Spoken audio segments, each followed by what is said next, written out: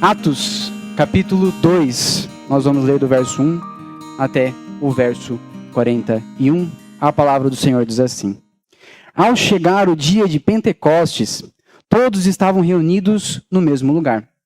De repente veio do céu um som como de um vento impetuoso, e encheu toda a casa onde estavam sentados. E apareceram umas línguas como de fogo, distribuída entre eles, e sobre cada um pousou uma. Todos ficaram cheios do Espírito Santo e começaram a falar em outras línguas, conforme o Espírito lhe concedia que falassem. Estavam em Jerusalém judeus piedosos de todas as nações que há debaixo do céu. Quando o som foi ouvido, a multidão se aglomerou, e todos ficaram confusos, pois cada um ouvia falar na sua própria língua. E perplexos e admirados diziam uns aos outros: por acaso esses que estão falando não são todos galileus? Como então cada um de nós os ouve falar em nossa língua materna? Partos, medos e elamitas, habitantes da Mesopotâmia, da Frígia e da Panfilha, do Egito e das regiões da Líbia, próximos de Cirene, os romanos aqui residentes, tanto judeus como convertidos ao judaísmo, cretenses, árabes, todos nós ouvimos falar das grandezas de Deus em nossa própria língua. E perplexos e pasmos, todos diziam uns aos outros: o que isso quer dizer?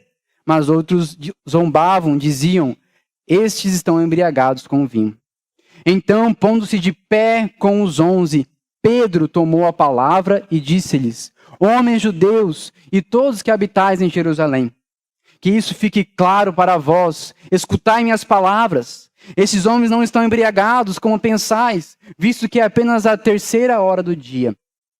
Mas isso é o que havia sido falado pelo profeta Joel. E acontecerá que, nos últimos dias, diz o Senhor, derramarei do meu espírito sobre todas as pessoas. E os vossos filhos e as vossas filhas profetizarão. E os vossos jovens terão visões. E os vossos velhos terão sonhos. E naqueles dias derramarei o meu espírito sobre os meus servos e sobre as minhas servas. E eles profetizarão.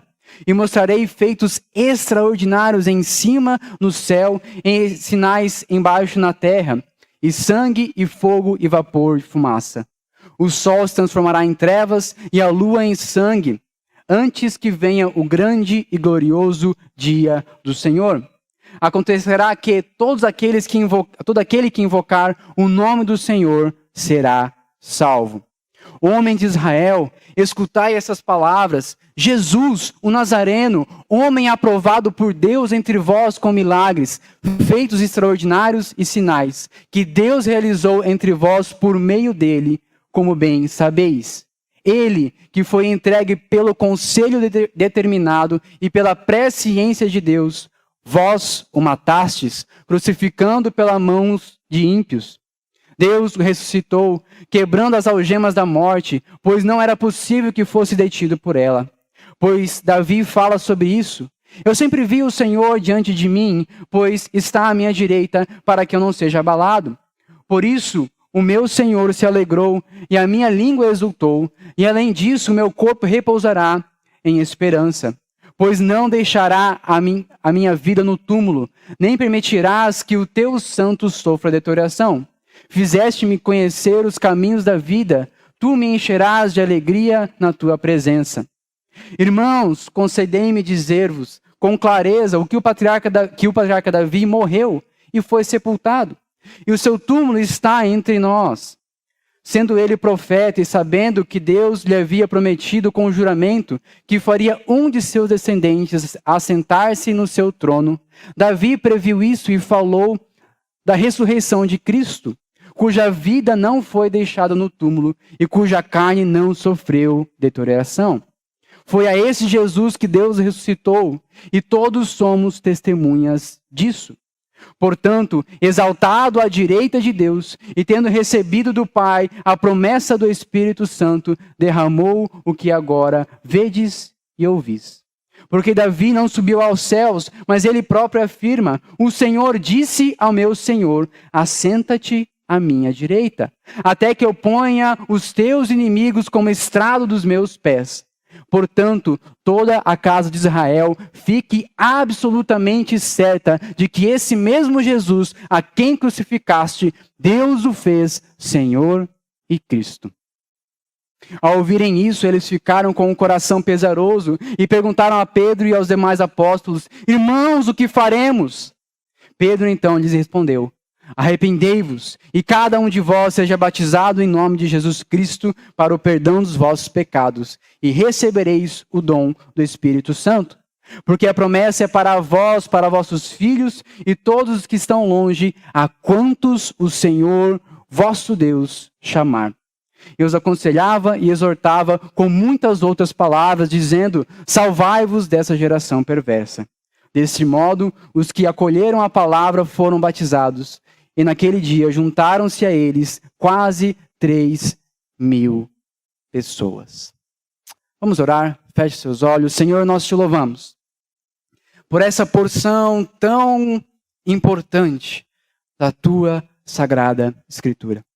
Nós te louvamos, Senhor, porque o Senhor operou de acordo com o seu plano maravilhoso neste mundo, desde a sua criação, até os dias de Cristo, dos dias dos apóstolos, até os dias de hoje, irá operar até o fim, para o bom propósito da tua vontade. Nós te louvamos porque o Senhor deixou tudo isso registrado, para que nós não fiquemos no escuro, mas claramente saibamos as verdades eternas do Senhor reveladas a nós. Nós te pedimos que nessa noite o Senhor leve nossa mente, nosso coração cativos a Ti, para que nós possamos, aqui neste lugar, entendermos o que essa porção maravilhosa da Tua palavra tem a nos ensinar nessa noite. Que eu seja um instrumento fiel em Tuas mãos e que nós possamos ser instruídos pelo Teu Santo Espírito nessa noite. É o que nós te pedimos em nome de Jesus. Amém. Pode se assentar? Gente, então, o cenário onde aconteceu tudo isso que nós acabamos de ler é o seguinte: os discípulos estavam todos reunidos na parte de cima de uma casa, como nós vimos na semana passada, o sermão que o pastor nos trouxe.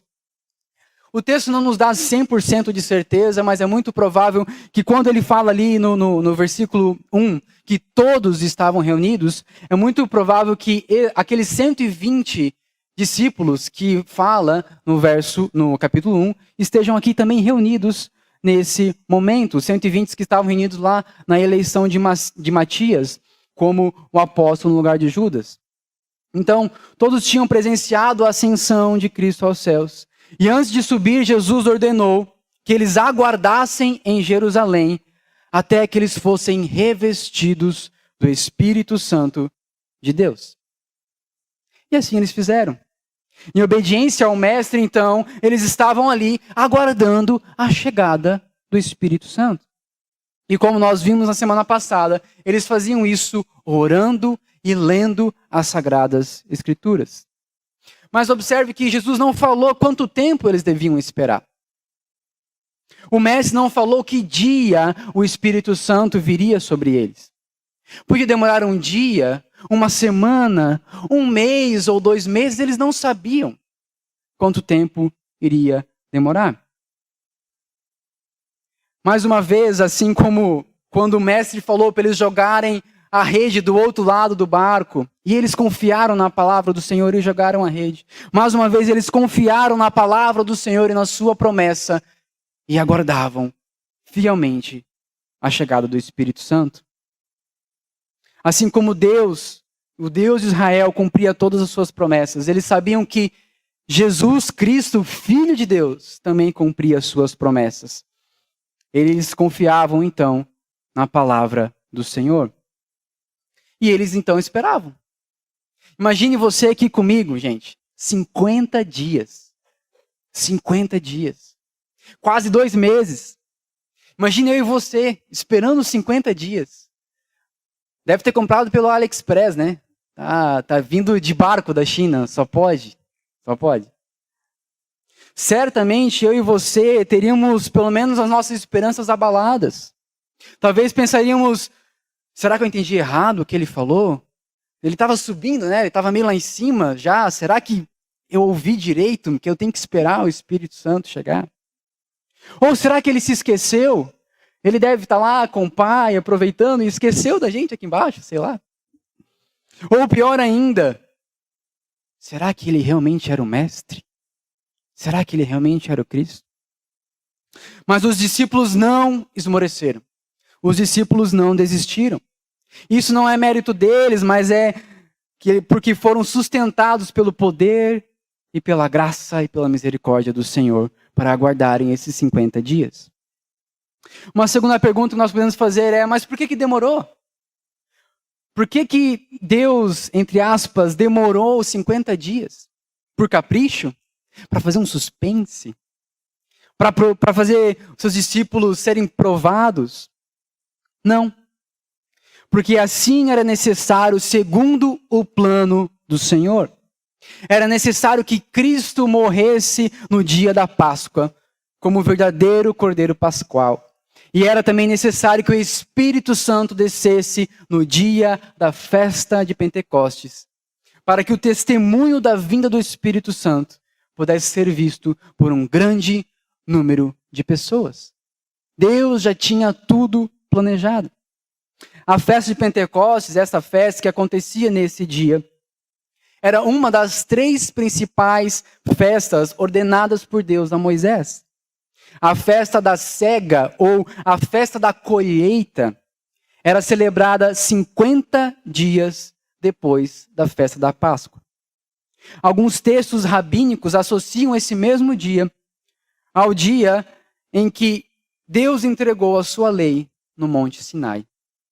Um dia, um evento que representa a organização do povo de Israel como um povo ordenado, com leis, com líderes e limites melhores definidos.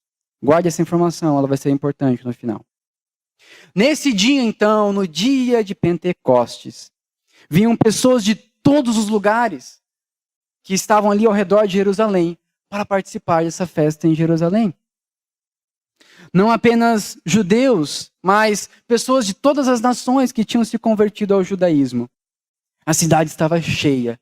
Milhares de pessoas estavam ali. E assim aconteceu, como Deus havia planejado. O capítulo 2, então, inicia no verso 1 dizendo o seguinte: ao chegar o dia de Pentecostes, todos estavam reunidos no mesmo lugar. Todos estavam aguardando o cumprimento da promessa de Cristo. E quando o Espírito Santo desceu, ouviu o som como de um vento muito forte vindo dos céus. Línguas como de fogo, não de fogo, mas semelhante a línguas de fogo, pousaram sobre a cabeça de cada um dos discípulos. Vento e fogo são imagens e referências utilizadas pelo próprio Deus no passado para se referir à sua presença. E não é por um acaso que essas 2 imagens estão de novo aqui em Pentecostes, porque Deus estava presente. Então, quando todos estavam cheios do Espírito Santo, começaram a falar das maravilhas de Deus em alta voz, em diversas línguas, em diversos idiomas. O som do vento e o barulho de todos aqueles discípulos falando em alta voz sobre as grandezas de Deus chamou a atenção da cidade inteira. O povo inteiro veio e se reuniu na frente daquela casa para ver o que estava acontecendo. E cada um que se achegava ouvia das maravilhas de Deus no seu próprio idioma. Gente das mais diversas nações, como nós vimos, uma lista de diversas nações. Enquanto alguns se perguntavam o que significava tudo aquilo, outros diziam: eles estão bêbados, não dá bola. Então Pedro, o improvável, aquele que negou a Jesus 3 vezes durante a sua crucificação, aquele que se acovardou perante os acusadores de Jesus, esse mesmo Pedro, agora cheio do Espírito Santo, ousadamente se levanta perante 3.000 pessoas e anuncia o Evangelho de Jesus. E não somente isso, mas ele faz sobre esses acusadores que antes ele teve medo, uma pesada acusação. Ele diz: vocês mataram o Cristo. vocês mataram o Cristo. O peso dessa afirmação no meio do povo judeu, a pessoa que eles esperavam e aguardavam por milhares de anos. Pedro olha na cara dele, aponta o dedo e fala: vocês mataram esse cara. Era essa ousadia que o Espírito Santo concedeu a Pedro. Mas ao mesmo tempo ele não nega que essa mesma morte do Cristo foi planejada pelo Senhor. No mesmo verso 23, ele fala: ele foi entregue pelo conselho determinado e pela presciência de Deus. Vós o matastes, crucificando pela mão de ímpios. Pedro, então, inspirado pelo Espírito Santo de Deus, faz duas afirmações que parecem contraditórias. Deus planejou a morte de Cristo. Soberania divina, Deus controla todas as coisas. Vós o matastes. Responsabilidade humana. Somos pecadores, merecedores da condenação de Deus pelo mal que nós fazemos. Ele não se preocupa em reconciliar. Assim também nós não devemos nos preocupar. Devemos entender por essa passagem que as duas coisas existem e funcionam de acordo com o bom propósito de Deus, juntas até o final dos tempos. Pedro, então, prossegue o seu discurso e faz o seu discurso recheado de passagens bíblicas. Ele interpreta as Escrituras assim como o mestre havia ensinado eles a interpretarem. E ele faz aqui uma verdadeira pregação expositiva. Pregação expositiva não é algo da moda, não é algo que o homem inventou. É apenas a verdadeira pregação do Evangelho de acordo com a palavra de Deus. Pedro pega porções do Antigo Testamento, ele explica essas porções, ele aplica a Cristo e a sua realidade local e para os seus dias. Isso é uma pregação expositiva. Pedro faz um sermão expositivo. E sobre o que ele fala nesse sermão? Qual é o conteúdo desse sermão? Ele fala sobre as promessas de Deus para a salvação do seu povo, que se cumpriram em Cristo e se cumpriram quando o Espírito Santo desceu sobre os discípulos. E é sobre essas promessas que nós vamos ver hoje, as promessas que Pedro fala. E, no final, qual o resultado disso tudo? A primeira promessa que se cumpre em Cristo e na descida do Espírito Santo é o Evangelho sendo anunciado para toda tribo, língua, povo e nação. Leia comigo de novo do verso 7 até o verso 11 e depois lá embaixo o verso 39. 7 a 11, depois o 39. O texto diz assim: e perplexos e admirados diziam uns aos outros: por acaso esses que estão falando não são todos galileus? Como então cada um de nós os ouve falar em nossa língua materna? Partos, medos, elamitas, habitantes da Mesopotâmia, da Judéia, da Capadócia, do ponto da Ásia, da Frígia e da Panfilha, do Egito e das regiões da Líbia, próximas a Cirene, os romanos aqui residentes, todos judeus, tanto judeus como convertidos ao judaísmo, cretenses e árabes, todos nós ouvimos falar das grandezas de Deus em nossa própria língua. Verso 39. Porque a promessa é para vós, para vossos filhos e para todos os que estão longe. A quantos, o quê? O Senhor, nosso Deus, chamar. Quando Deus chamou Abraão, o primeiro patriarca de Israel, ele disse o seguinte, está lá em Gênesis 12, 3. Todas as famílias da terra serão abençoadas por meio de ti. Todas as famílias da terra serão abençoadas por meio de ti. Todas as nações seriam abençoadas por meio de Abraão. E em Pentecostes essa promessa se cumpre. Por meio da morte e da ressurreição de Cristo, filho de Davi, descendente de Abraão, o Espírito Santo é enviado aos seus discípulos.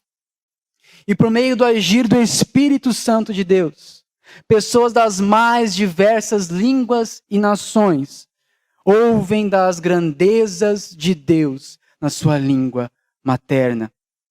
pessoas de todas as famílias da terra ouvem das maravilhas de Deus. Outra referência para esse acontecimento que nós podemos observar no Antigo Testamento e até anterior a Abraão é a Torre de Babel.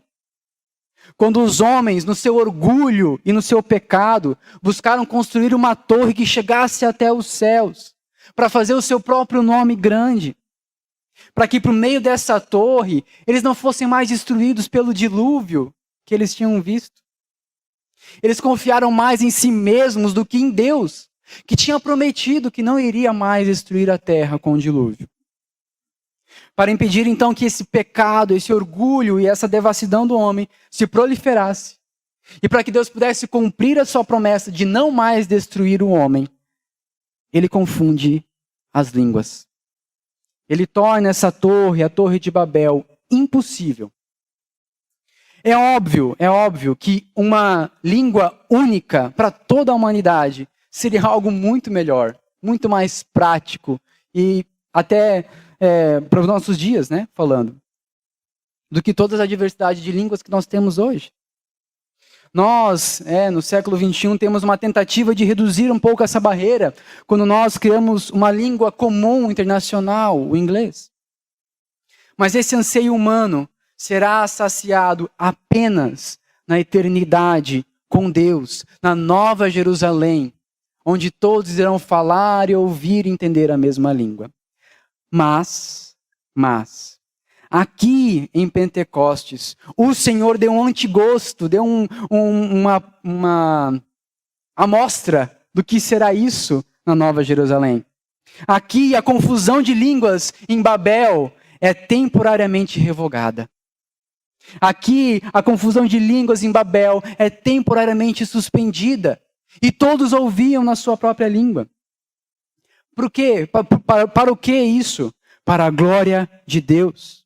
Para que o reino de Deus seja exaltado e não a torre de homens. Por mais então que eram homens galileus falando, que não tinham conhecimento de muitas línguas, cada um ouvia no seu próprio idioma. Temporariamente, a barreira das muitas línguas foi removida por Deus, para que 3.000 pessoas pudessem ouvir das maravilhas de Deus nesse dia. Enquanto Babel representa a corrupção humana e a ausência de Deus, Pentecostes representa a regeneração do homem por meio de Cristo, cheia de Deus. Enquanto Babel representa confusão e divisão, Pentecostes representa unidade em Cristo Jesus, pelo Espírito Santo de Deus. Nós vemos então a primeira profecia se cumprindo. A segunda que o apóstolo Pedro vai nos trazer é do próprio derramamento do Espírito Santo. Leia comigo do verso 16 e o 17 e depois do 38. Verso 16 e 17 e depois o 38. Mas isso é o que havia sido falado pelo profeta Joel.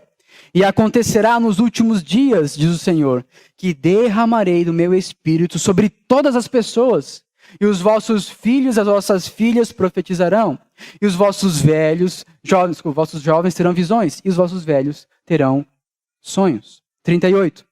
Pedro então lhes respondeu: arrependei-vos e cada um de vós seja batizado em nome de Jesus Cristo, para o perdão dos vossos pecados, e recebereis o dom do Espírito Santo.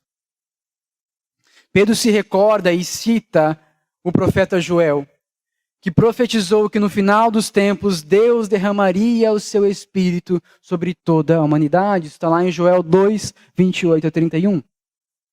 Essa profecia se cumpriu nesse dia. Mas é importante nós observarmos aqui que quando o profeta Joel diz todas as pessoas ou toda a humanidade, não está querendo dizer que Deus vai derramar seu Espírito sobre cada ser humano existente na face da terra. Todas daquela época, nem mesmo as 8 bilhões de pessoas que nós temos no mundo hoje. Não. Nós devemos entender qual que é a condição desse todos.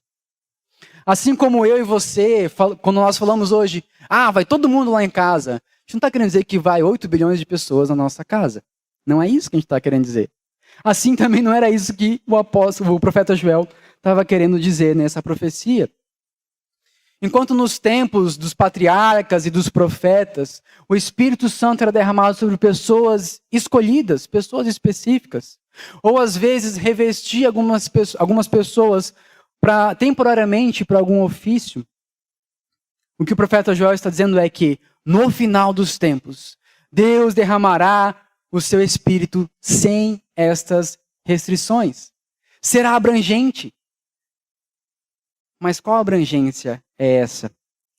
O profeta Joel fala no verso 32, eu vou ler, você não precisa abrir, Joel 2:32. E todo aquele que invocar o nome do Senhor será salvo. Pois os que escaparem estarão no Monte Sião e em Jerusalém, como o Senhor prometeu, e aqueles que o Senhor chamar estarão entre os sobreviventes. Também 2 Coríntios 1, 21 e 22 diz o seguinte: mas é Deus quem nos mantém firmes convosco em Cristo, e foi Ele quem nos ungiu, foi Ele também quem nos selou e pôs o Espírito Santo como garantia em nosso coração. Quem receberá então o Espírito Santo? Quem, de acordo com Paulo, terá essa garantia da salvação? Quem pode receber essa garantia? Ou em outras versões fala esse penhor de que a sua salvação é certa em Deus. Um ímpio não pode receber essa garantia. Apenas aqueles que são remidos por Cristo. Apenas aqueles que invocarem o nome do Senhor. E quem invoca o nome do Senhor? O profeta Joel nos responde: aqueles que o Senhor chamar. É isso que está representado, isso é representado aqui em Pentecostes pelos discípulos. Não foram todos de Jerusalém que receberam o Espírito Santo. No primeiro momento foram os discípulos, chamados por Cristo. E depois, 3.000 pessoas que receberam o Evangelho de Cristo. Não foi toda Jerusalém. Portanto, a profecia do derramamento do Espírito Santo sobre toda a humanidade significa que Deus derramará o seu Espírito sobre todo o seu povo escolhido. É isso que significa. Sem mais distinção entre reis e sacerdotes e o restante do povo. Todos serão cheios do Espírito Santo. É isso que esse texto está falando. Todos escolhidos e chamados por Deus. Um povo de sacerdotes, como diz 2 Pedro 2,9. Todos cheios do Espírito Santo. Com isso também se cumpre o desejo de Moisés, que ele diz lá em Números 11, 29. Quem me dera a todos os membros do povo do Senhor fossem profetas, e que o Senhor colocasse neles o seu Espírito. Aqui se cumpre o desejo de Moisés. Uma pergunta que normalmente surge ao nós lermos esse texto de Atos 2. Nós devemos buscar o batismo no Espírito Santo, assim como os discípulos? Devemos esperar uma experiência extraordinária? Uma segunda bênção depois da nossa salvação? Um revestimento de poder? Não. Não. E eu explico por quê. Isso aconteceu na vida dos discípulos e dos primeiros cristãos por 2 motivos. Antes de Cristo ser elevado aos céus, o Espírito Santo não havia sido derramado sobre aqueles que tinham fé em Jesus. Por isso, para os discípulos, houve esse segundo momento. Já para os primeiros cristãos, nós vamos ler em diversos relatos durante nossa leitura de Atos, o derramamento do Espírito Santo estava sempre vinculado à conversão destes ao Senhor. E o segundo motivo é que, assim como o ministério de Cristo foi comprovado com grandes sinais e maravilhas e milagres, era necessário que a descida do Espírito Santo, o nascimento da igreja do Senhor, fosse confirmado com barulho e com grandes atos. É por isso que nós não precisamos esperar essa segunda bênção. Porque nós temos a garantia de Cristo que todo aquele que é chamado pelo Espírito Santo e é feito filho de Deus, recebeu o Espírito Santo como uma marca. Já recebeu. Já foi batizado. O verso 38 que nós lemos, diz lá no final que depois eles se arrependerem e serem batizados em nome de Jesus Cristo, eles receberiam o dom do Espírito Santo. Ele não fala, esperem vocês também, busquem vocês também, orem por 50 dias e vocês receberão. Não. Ele fala, vocês vão receber. 1 Coríntios 12:3 diz, ninguém pode dizer, Jesus é o Senhor, a não ser pelo Espírito Santo. Ou seja, se você sinceramente pode dizer hoje e reconhecer que Jesus é Senhor sobre tudo e sobre todos, isso implica reconhecer que Jesus é Deus, que Cristo morreu e ressuscitou, e por meio dele nós somos salvos. Se você de todo o coração crê nisso, isso significa que você é cheio do Espírito Santo. É isso que esse verso está dizendo, senão você não poderia dizer isso. Você seria incapaz.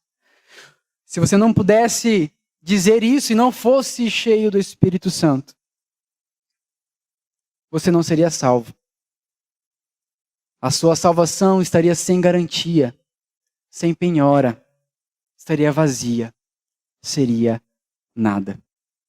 Então nós, hoje, experimentamos desse cumprimento dessa mesma profecia. Todos nós, eu e você, a partir do momento que cremos que Jesus Cristo é o Senhor, por intermédio do operar do Espírito Santo nos nossos corações, nós recebemos também o Espírito Santo de Deus, assim como esses homens, nesse dia. Por fim, a terceira profecia que o apóstolo Pedro traz a nós é o cumprimento do reino eterno de Davi. Leia comigo do verso 29 até o 32 e depois do 36. 29 a 32, depois do 36. Irmãos, concedei-me dizer-vos com clareza que o patriarca Davi morreu e foi sepultado, e seu túmulo está até hoje entre nós. Sendo ele profeta, e sabendo que Deus lhe havia prometido com juramento que faria um de seus descendentes assentar-se no seu trono. Davi previu isso e falou da ressurreição de Cristo, cuja vida não foi deixada no túmulo e cuja carne não sofreu deterioração. Foi a este Jesus que Deus ressuscitou, e todos somos testemunhas disso. Verso 36. Portanto, toda a casa de Israel fique absolutamente certa de que esse mesmo Jesus, a quem crucificaste, Deus o fez Senhor e Cristo. Pedro está se referindo aqui, se relembrando de uma profecia que o profeta Natã fez a Davi. Davi queria construir um templo ao Senhor. O Senhor fala, você não vai construir, mas o seu filho vai construir. E no final dessa profecia ele diz, a tua casa e o teu reino serão firmados para sempre diante de ti. Teu trono será estabelecido para sempre. O Senhor prometeu a Davi que o seu trono seria estabelecido para sempre. Mas Pedro fala, irmãos, prestem atenção aqui. Davi morreu. O grande rei Davi morreu. O seu túmulo está entre nós. Essa mesma profecia não se cumpriu em Salomão, ele também morreu. E não só isso, mas o reino de Israel foi destruído, dividido, e nem mesmo o rei eles tinham nesses dias. Mas Pedro, assim como todo Israel, sabia que Deus não quebra a sua promessa. Ele faria o reino de Davi ser eterno. E como ele cumpre essa promessa? Em Jesus. Jesus, o filho de Davi, por meio do seu pai terreno José. Esse Jesus, o Cristo, que eles viram subir aos céus. Ele está assentado no trono ao lado de Deus, eternamente. O reino de Davi eterno se cumpre em Cristo. Não há outro, e não poderia ser outro a cumprir essa profecia. Isso é maravilhoso, meus queridos, isso é maravilhoso. Isso significa se nós pudéssemos olhar para o alto e ver o trono do Senhor, ao lado de Deus, à destra do Pai, existe um Deus homem assentado. O nosso mestre ressurreto está assentado à direita de Deus. Nós temos alguém que pode se compadecer de nós, assentado à destra do Pai. O caminho que nos leva ao Senhor. Essa é a maravilha desse texto. Eu e você somos chamados a participarmos deste reino. Eu e você somos chamados a servirmos este rei, o rei Jesus. Não um reino terreno, não um reino de Israel, não um reino deste mundo, mas o reino de Deus que veio a este mundo.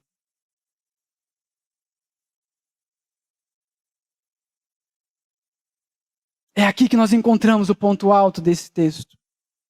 No capítulo 2 de Atos, nasce oficialmente e de forma ordenada este povo, o povo do reino de Deus. Ele já existia antes, mas assim como o povo de Israel, lembra que eu falei lá no começo? Quando recebeu as leis de Moisés, foi mais ordenado como cara de povo mesmo. Aqui em Atos 2, este povo de Deus que já existia antes, o novo Israel, agora é ordenado. Agora recebe forma e um rosto. Quando o Espírito Santo desce em Pentecostes, ele faz, entre aspas, parir a igreja do Senhor. Nasce a igreja do Senhor. O povo de Cristo. A igreja de Deus, que é povo de toda língua, tribo e nação. Primeira profecia. Que são todos unidos num só Espírito derramado sobre todos. Segunda profecia. Todos servos de um só rei, o rei Jesus. Terceira profecia se cumprindo na igreja de Cristo. Na igreja de Cristo, o povo remido por Deus, no seu maravilhoso plano da redenção, ganha uma forma. Essa é a grandiosidade desse momento do texto que nós acabamos de ler. A igreja de Cristo nascendo com o Espírito Santo sendo derramado sobre eles. E imediatamente, a primeira coisa que eles fizeram, anunciaram o Evangelho do Senhor. E 3.000 pessoas se converteram ao Senhor. Discípulos que antes estavam paralisados, aguardando, esperando. Alguns temerosos, como nós vemos no caminho de Emaús. Agora, cheios do Espírito Santo, começam a anunciar este Evangelho a todos os cantos. Trazendo tudo isso para os nossos dias hoje, o que isso significa para nós hoje? O que isso significa para a Igreja Reformada Vertical em Blumenau, Santa Catarina, em 2022? O que isso significa? Isso significa, meus queridos, que nós não estamos isolados no tempo e na história. Nós não estamos soltos aqui em qualquer lugar e plantados aqui porque a gente bem quis. Nós não estamos desligados do passado. A nossa igreja, eu e você, não é uma igreja só a mais, que não tem nada a ver com a igreja de Atos. Nós fazemos parte da mesma igreja. Nós fazemos parte do mesmo reino. Servimos ao mesmo rei. Somos unidos pelo mesmo Espírito e chamados pelo mesmo Espírito.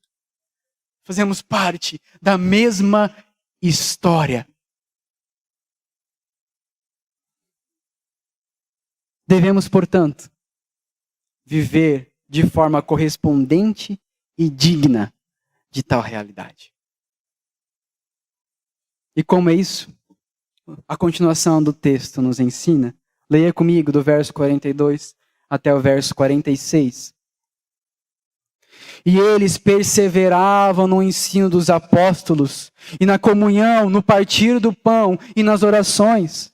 Em cada um havia temor, e muitos sinais e feitos extraordinários eram realizados pelos apóstolos. Todos os que criam estavam unidos e tinham tudo em comum. Vendiam suas propriedades e bens e os repartiam com todos segundo a necessidade de cada um.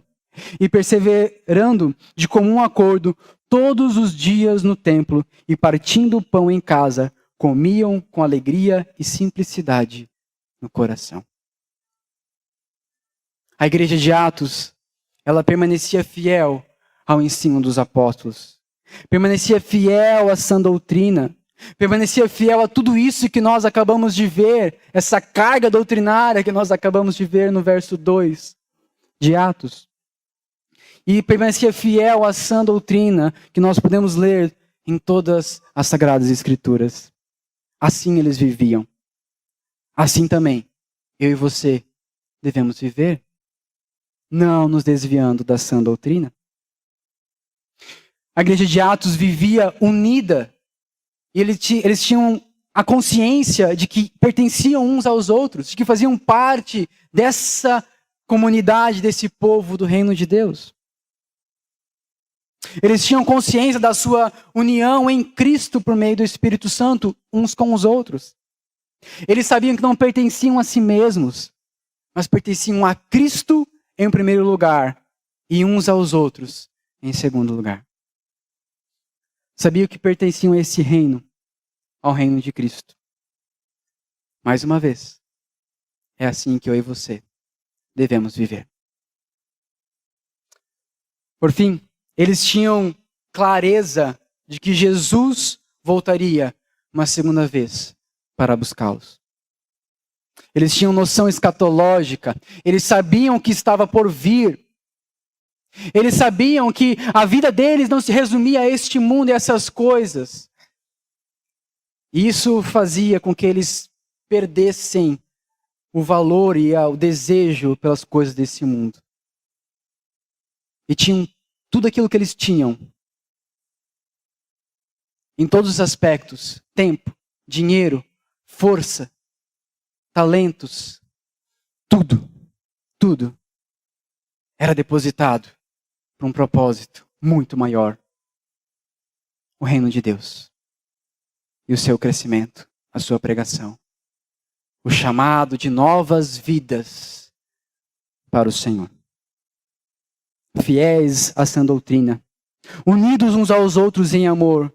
Doando-se uns aos outros em cada aspecto da sua vida para o bom desenvolvimento do reino de Deus. Orando continuamente. Pregando a santa palavra do Senhor. Com esperança no porvir. Era assim que eles viviam. Eu encerro lendo o último verso. E você já pode dizer que leu um capítulo inteiro da Bíblia hoje. Verso 47. Louvando a Deus. E contando com o favor de todo o povo. E o Senhor lhes acrescentava a cada dia os que iam sendo salvos. David Garland, comentando esse verso, diz o seguinte. Enquanto a pregação de Pedro resulta em muitos convertidos em uma única ocasião, Atos 2:41, é o modo de vida da comunidade dos crentes que leva uma conversão contínua. Ou seja, enquanto Pedro ousadamente anunciou o evangelho e 3.000 pessoas se converteram ao Senhor, e isso é bênção e era necessário. O que fez com que esse movimento continuasse e pessoas continuamente se convertiam ao Senhor era o modo de vida da comunidade, da igreja do Senhor. Não o vento impetuoso. Não línguas sobre a cabeça. Não diversidade de idiomas. Não. O modo de vida dos cristãos. Eu encerro nessa noite com essa esperança e com essa oração de que nós vivamos assim. E que assim como a igreja de Atos, possamos contar com o favor do povo de Blumenau. E que o Senhor, na medida da sua boa vontade, acrescente a nós aqueles a quem Deus tem chamado, de acordo com o bom testemunho do Evangelho dado através da minha e da sua vida. Amém?